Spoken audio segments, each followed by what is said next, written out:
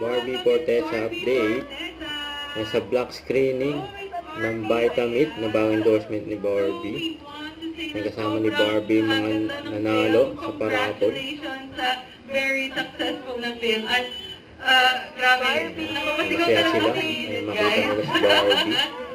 So, yes. Welcome. Oh my God. Sa gitna. Oh yeah. So, do you want to say a few words to our fans here?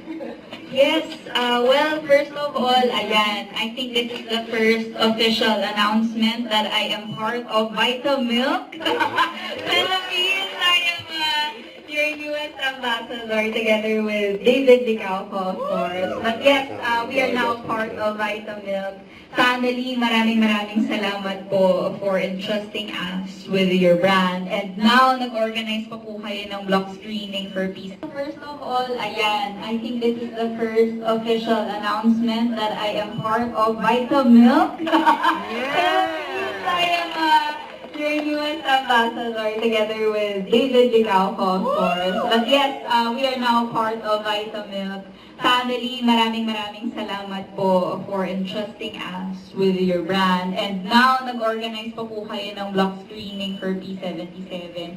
Maraming salamat po. Sobrang na-appreciate ko po kayong Good lahat support for being mga here endorsement ni Barbie. tonight and for watching our film. Hello po sa inyong lahat. Sana po nagustuhan po ninyo. Love it! We promised a horror film, pero I also hope that the film resonated with you in terms of yung life lessons, yung realizations based sa character ni Ganda ng film. Congratulations sa very successful na film. At, Dito na si Barbie. Don't forget to subscribe, click the notification bell for more updates. This is Richard the Ashton Live. Stay tuned for more videos. See ya.